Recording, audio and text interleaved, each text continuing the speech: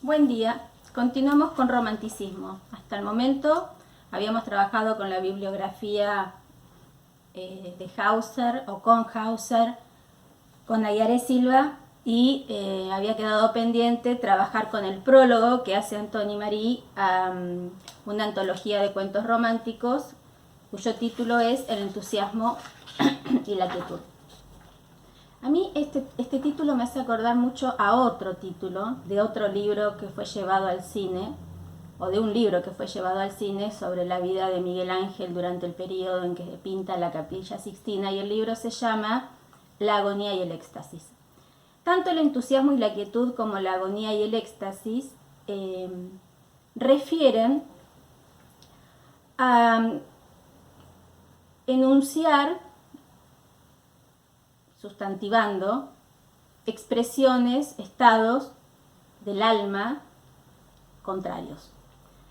El entusiasmo tiene que ver con el éxtasis, la quietud tiene que ver con la agonía, no necesariamente se corresponden, pero sí que cada uno de ellos se representaría dentro de uno de los ejes de las polaridades posibles.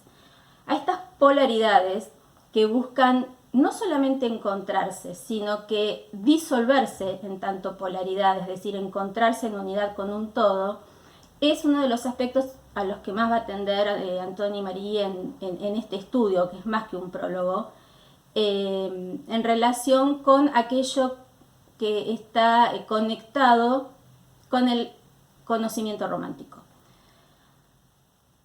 Porque a lo que se va a dedicar este artículo es, entre otras cuestiones, pero quizás la más importante, al conocimiento romántico. Es decir, cuando se habla de conocimiento romántico, o aquello hacia lo que tiende el espíritu romántico en tanto conocimiento, tendríamos que plantearnos dos cuestiones. Uno es los medios de conocimiento y el otro es qué es lo que se busca conocer. Y en eso el romanticismo va a diferir de cualquier otro periodo anterior o posterior relacionados con formas de pensamiento racionales o, como los denomina Marí, lineales, porque lo que va a identificar al conocimiento romántico es ser entendido como conocimiento esférico.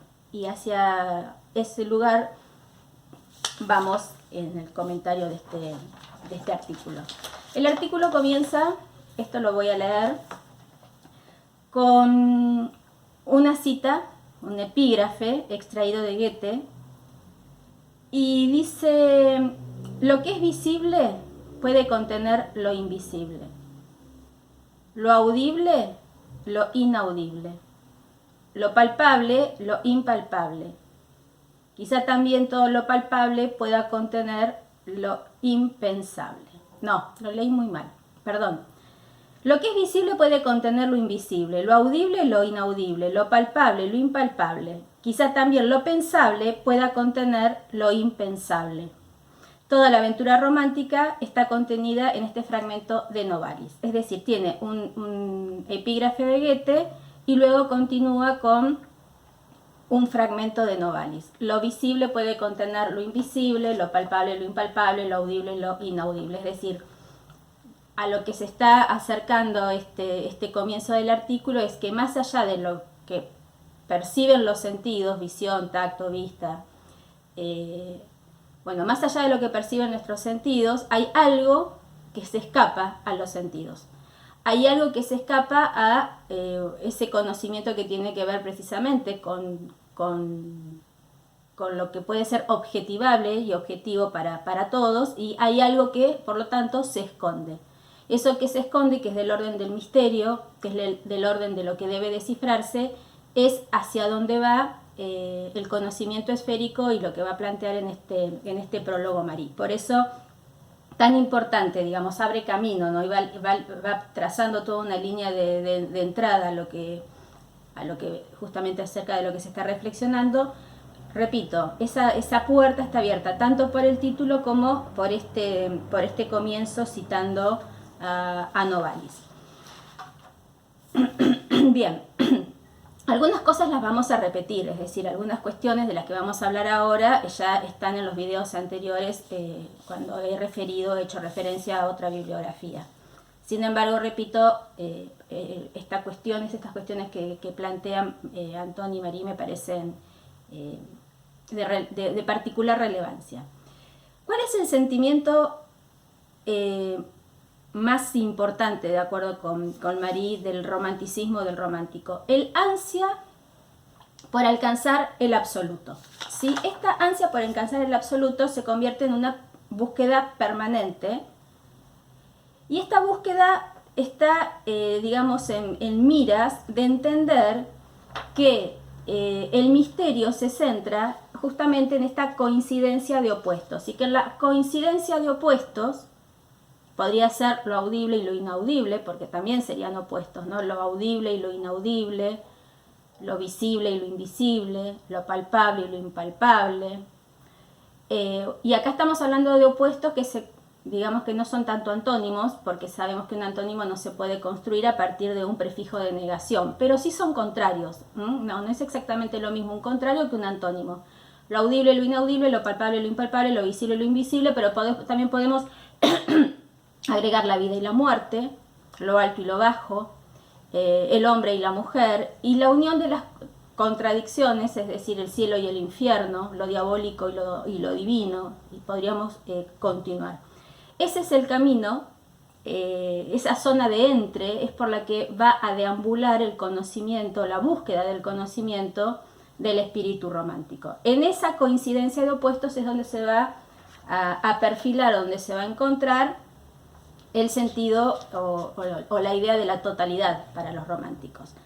Esta coincidentia oppositorum, según Marie, es una conciencia natural e innata en todos los seres humanos. Es decir, lo que ellos plantean, lo que plantea Marie a partir de la obra romántica, de los románticos, es que todos nacemos con una intuición innata para llegar a atravesar los misterios del universo, los misterios que tienen que ver con la coincidencia de opuestos, y acceder a una, digamos, no hablan de verdad, sino a un conocimiento de lo universal y de lo absoluto.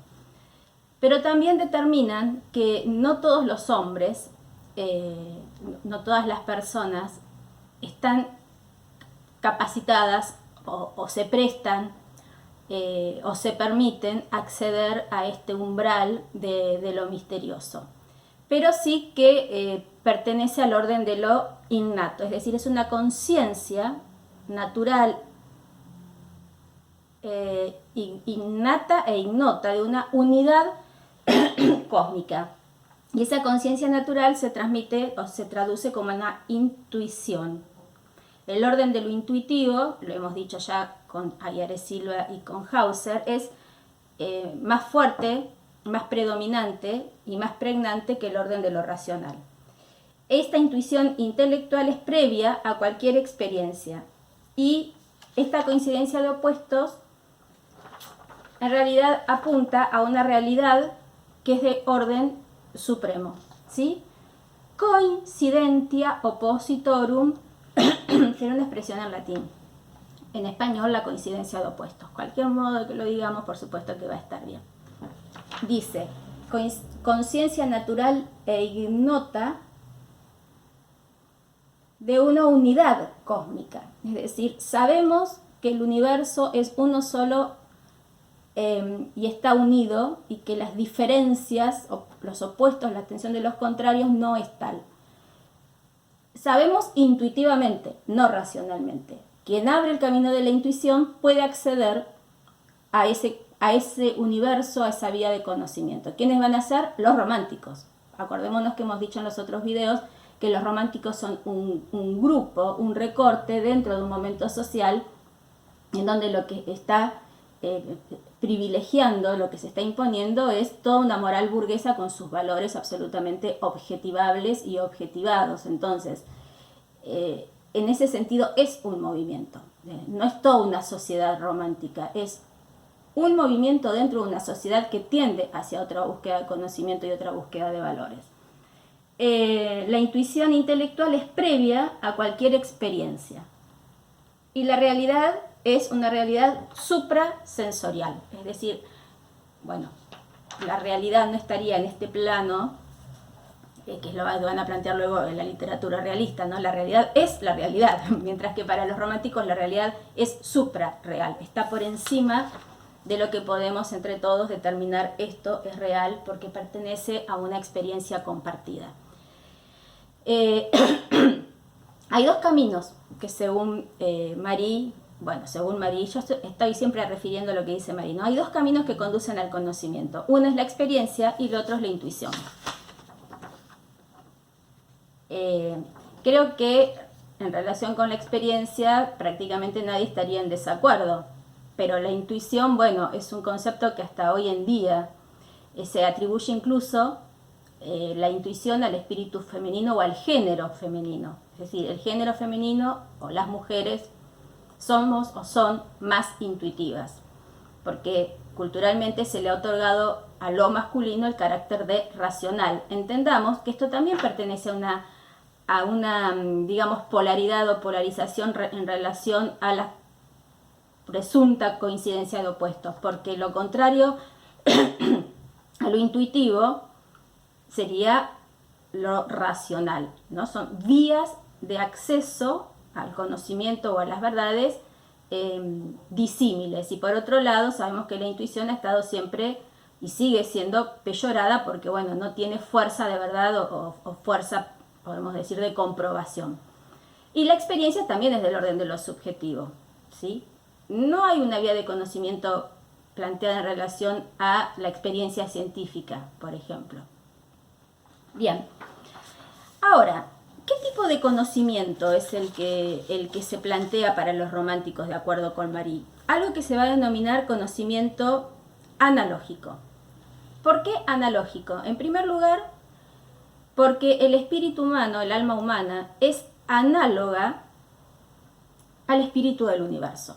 Esto entra en correlación con algo que me detuve a explicar en uno de los videos anteriores, que tiene que ver con la correspondencia que existe entre el espíritu del personaje romántico y la naturaleza. Y que yo me detuve a aclararles que justamente esa continuidad que existe o que se presenta entre el paisaje que es exterior y el sentimiento que es interior tiene que ver con esto que estaba explicando o que estoy explicando ahora de Marie, es decir, con la coincidencia de opuestos. No existe una afuera y no existe una adentro, sino que esa continuidad representa precisamente este sentimiento analógico o este conocimiento analógico que descubre y desvela, en tanto que le saca un velo, la infinita semejanza entre los objetos del universo, entre todos los objetos del universo.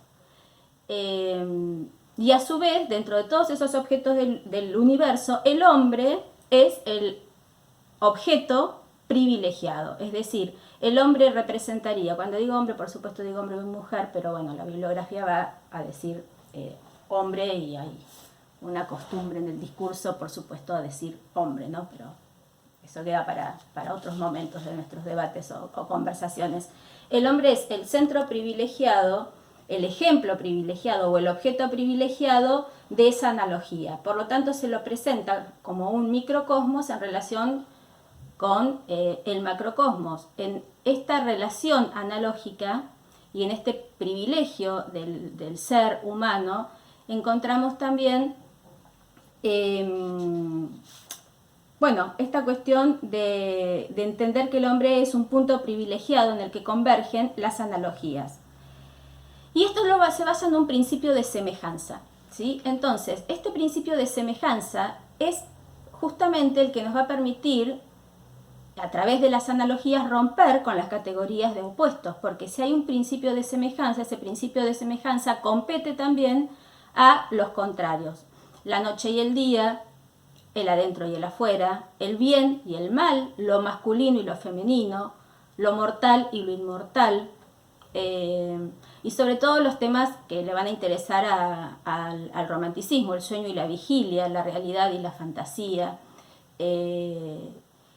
porque por otra parte los temas en donde se va a ahondar la literatura romántica y el arte romántico tiene que ver con toda una selección de objetos y temáticas privilegiadas para poder profundizar en el misterio. Entonces vamos a tener esta proliferación de personajes que son vivos, digamos, pienso en Poe, ¿no? Muertos, o mejor dicho, a ver cómo se diría acá, vivos enterrados vivos, así sería, vivos enterrados vivos. Hombres, personajes que despiertan en sus tumbas y bueno, han quedado atrapados dentro de sus cajones o bajo tierra. Muertas, sobre todo mujeres que regresan a la vida, ya sea para continuar encontrándose con su amor o para provocar alguna venganza. Hago referencia a algunos cuentos que se me están en este momento cruzando. Estoy pensando mucho en Poe ahora. Y todas las citas y referencias que hemos venido haciendo también en los videos anteriores. Entonces, vamos en orden con los cartelitos. El conocimiento analógico descubre y desvela, es decir, le saca un velo. Le saca un velo. Prácticamente acá funcionan como sinónimo. Desvelar es descubrir. Quizás el desvelar tenga más que ver con el... quizás no, tiene mucho más que ver con el carácter misterioso, el desvelar. Mientras que el descubrir puede pertenecer también a otro tipo de experiencias no tan esotéricas, misteriosas o intuitivas, ¿no? Desvela la infinita semejanza entre todos los objetos del universo. Este pensamiento analógico también se denomina pensamiento mágico y yo puse acá entre paréntesis peyorativamente. Voy a esto. Al día de hoy escuchamos hablar peyorativamente, sobre todo por parte de aquellas personas que puedan tener una formación más científica, más ligada a la comprobación de las realidades o de los datos empíricos, hablar del pensamiento mágico como un tipo de pensamiento solamente ligado a lo supersticioso y que no tiene ninguna vía de comprobación. Por supuesto que el pensamiento mágico no es el pensamiento científico. El pensamiento científico llevará, según los románticos, a un tipo de verdades que son las verdades que ellos denominan que están en la superficie. En todo caso se descubrirán, pero no se desvelarán esas verdades.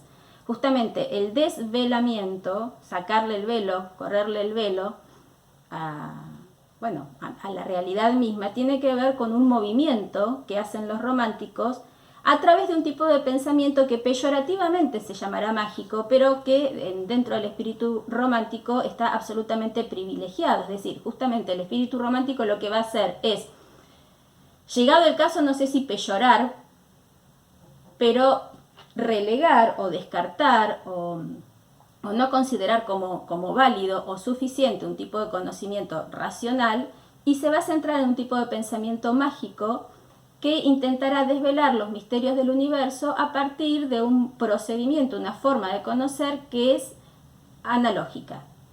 Entendiendo, vuelvo a repetir, por analógica, una premisa de base que es la semejanza, la empatía, la similitud, la emulación. Les voy a decir cuáles son los términos que utiliza como Marie para hablar del principio de semejanza. Conveniencia, emulación, analogía, simpatía. Son todas los movimientos de semejanza entre el hombre y el macrocosmos, entendido él como un microcosmos, ¿no? Entonces el yo es un yo creador en cuanto que desvela y reconoce su relación con todo. Ese es el sentido de creador y de genio que se otorgan o se otorga al espíritu romántico. Y toman una premisa de Fichte, que es la misma que toma Borges en un relato que es único, que es el Aleph, que dice que Dios es una esfera cuyo centro está en todas partes y cuya circunferencia en ninguna. Dios es una esfera cuyo centro está en todas partes y cuya circunferencia en ninguna. Repito, no lo dice en este artículo Marí, pero bueno, cualquiera que haya leído el Aleph verá que es exactamente la misma definición que da Fichte acerca de Dios, y es la misma que da Borges en relación al Aleph. El Aleph es una circunferencia tornasolada cuyo centro está en todas partes y cuya circunferencia en ninguna. Por lo tanto, este conocimiento, que se va a denominar esférico y no lineal, es un tipo de conocimiento ligado a la hermenéutica. Hermes era un dios griego que llevaba y traía los mensajes entre los dioses. Entonces, esos mensajes no debían ser leídos, porque llevaba un paquete, como quien diría en un sentido metafórico, cerrado. De ahí viene la palabra hermenéutica. No en el carácter de Hermes como mensajero, sino como el mensaje cerrado. Uno debe confiar en el mensajero que no va a leer ese mensaje. Entonces, Hermes, hermenéutica, es justamente un tipo de lectura o de estudio que intentará, dentro de ese paquete cerrado, en este caso ese paquete es nada más ni nada menos que el universo y el hombre inscripto dentro de ese universo, descifrar, decodificar a modo de jeroglíficos los mensajes escondidos dentro de ese universo. También me recuerda un cuento de Borges. Hoy Borges no es romántico, pero bueno, acá volvemos a cuánto del espíritu romántico y del misterio romántico sigue siendo pregnante y por supuesto permanente y presente. Hay otro cuento de Borges que se llama La escritura del Dios, en donde un mago debe... Hace tanto que lo leí que no recuerdo mucho los detalles, pero me acuerdo de esto, donde un mago debe descifrar la escritura del Dios en el pelaje de un tigre o de un leopardo, de un felino grande. Bueno, y pasa toda su vida observando las manchas, por ahí pasa el cuento. Pero si volviéramos a leer ese cuento, yo volviera a leer ese cuento, podría relacionarlo muy fácilmente y tranquilamente con esto que Marí llama conocimiento esférico o conocimiento analógico. En tanto y en cuanto hay una correlación entre un tipo de conocimiento que debe develar, que debe descifrar esa correspondencia entre los objetos y el universo, entre el microcosmos y el macrocosmos, debe develar el misterio, el secreto, el mensaje. En este caso, en el cuento de Borges hay un mensaje. El mensaje cifrado. Porque según Marí, en este artículo vuelvo a repetir, toda analogía está oculta y es misteriosa. Por lo tanto, solamente a un sujeto con un espíritu romántico, con un ansia de conocimiento romántico, le puede llegar a corresponder develar estas analogías y estos mensajes. ¿Sí? El conocimiento esférico está ligado a una hermenéutica. Se toma de Fichte aquella frase, bueno, que Borges también utiliza en el Aleph, que define a Dios como una esfera cuyo centro está en todas partes y cuya circunferencia en ninguna. Y dice que toda esta analogía está oculta, es misteriosa, bueno, y debe ser descifrada. Ahora, nos queda un aspecto que es sumamente interesante, que es el del lenguaje. El lenguaje tampoco va a escapar a esta relación de semejanza. Es muy interesante porque se va a contradecir con otra bibliografía que ustedes han leído cuando trabajaron el concepto de lo verosímil o el artículo de Nietzsche, porque van a poder observar que el concepto del lenguaje es totalmente diferente. Pensémoslo. Si para los románticos el lenguaje no escapa a esta relación de semejanza, el lenguaje también participa de ese universo, de ese cosmos y de ese mundo que hay que descifrar. Por lo tanto, el carácter de la palabra también va a ser un carácter mágico. Los románticos quieren regresar a la vieja palabra, Recordemos que además en el romanticismo hay un retorno, una búsqueda de las leyendas y, bueno, y de los cuentos tradicionales, en donde la palabra tiene el poder de la brujería, del brujo, del, bueno, diríamos chamán en Latinoamérica, de aquella que a través de su palabra transformaba la realidad. Te convierto en chancho y el sujeto se convierte en chancho. Da el ejemplo muy interesante de un relato de un monje que ha pasado toda la vida en silencio, que nunca había emitido ninguna palabra. Y en el momento de su muerte, el sacerdote dice la palabra fuego y la aldea se enciende, se incendia, se prende fuego. Este poder de actuación, de realización, digamos, de efecto sobre la realidad de la palabra, es lo que el romanticismo llama, o dentro del romanticismo vamos a llamar palabra mágica. Es decir, si Dios nos ha dado un lenguaje, ese lenguaje para los románticos es cierto y transparente. Y en las palabras hay depositadas verdades que patentizan la esencia de las palabras. Todo lo contrario a lo que vieron con Nietzsche en ese capítulo de Verdad y Mentira en sentido extramoral. Para mí igualmente sigue siendo absolutamente interesante, porque en algunos relatos ustedes van a ver cómo a partir de que algo se dice o algo se enuncia, esa realidad cambia.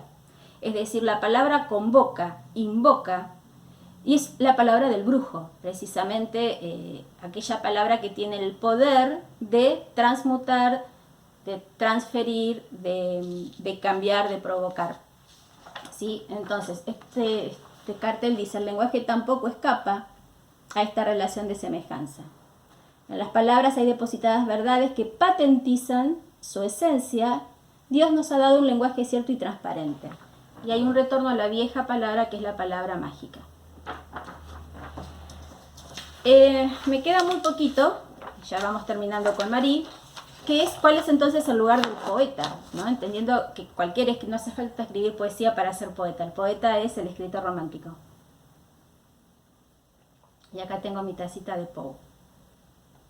El poeta tomará la imagen del brujo y tomará la metáfora y la metonimia. Acá yo no me voy a poder detener explicando metáfora y metonimia porque es la verdad que muy largo, pero los puedo remitir a un video que subí a una de las clases de teoría, donde explico el funcionamiento de la metáfora y la metonimia. Tomará la metáfora y la metonimia como únicos instrumentos para conocer o para nombrar o para decir la realidad. Lo interesante esto de la metáfora y la metonimia, eso me puedo adelantar, es que van a ser enunciados unas décadas más adelante por Freud como los mecanismos del sueño: desplazamiento y condensación. Desplazamiento, la metonimia. Condensación, la metáfora. Contigüidad, la metonimia. Sustitución, la metáfora. Y que la tarea del poeta, que va a tomar la imagen del brujo, es decir, que va a ostentar una palabra que le va a ayudar a develar, me gusta a mí más la palabra develar, ¿no? Los enigmas y los misterios del universo, debe descifrar el lenguaje cifrado. Esa es la tarea del poeta. Su lenguaje, el lenguaje del poeta, estará muy cerca del lenguaje del loco. Creo que hoy eso no ha variado. Es decir, si el poeta es brujo, el brujo es considerado un loco. Y del sofista, tampoco ha cambiado tanto. Es decir, el sofista es aquel que a través del discurso y de la retórica puede demostrar verdades que son incomprobables. Y reivindicará las figuras y el pensamiento, o las formas del pensamiento mágico, del conocimiento mágico. Pensamiento mágico, conocimiento mágico, pensamiento esférico, ruptura de las coincidencias de opuestos, están todas enmarcadas o relacionadas dentro de la misma línea argumental. Entonces decíamos, su lenguaje estará vinculado al lenguaje del loco y del sofista, y reivindicará el pensamiento y las figuras del conocimiento mágico. La tensión existencial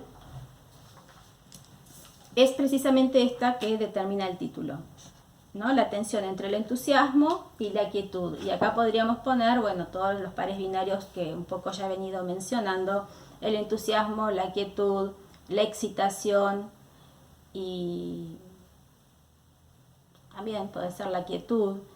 Pienso en un cuento como La muerta enamorada, ¿no? En la devoción a Dios y la devoción a las mujeres, la castidad y la lujuria.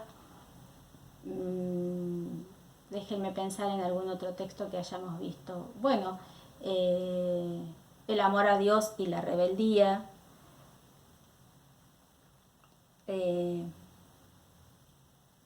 Creo que más o menos los he venido mencionando, no quiero ser tan reiterativa. Puedo en todo caso buscar las palabras con que lo dice acá. Marí dice: quedan abolidas las fronteras entre lo exterior y lo interior. Bueno, eso lo hemos visto en cierta forma, porque no es la única posibilidad, por supuesto, entre cuando ejemplificamos con el paisaje romántico y la correspondencia con la subjetividad. La superficie y la profundidad, lo real y lo irreal, lo verdadero y lo falso, la vigilia y el sueño, la razón y la pasión, la ciencia y la magia, el azar y la necesidad. ¿Sí? Esta tensión existencial es la búsqueda de fundir realidad y deseo. Y todo pensamiento, van a decir, es adivinatorio, es adivinación. Y yo subrayé acá poder adivinatorio, porque de hecho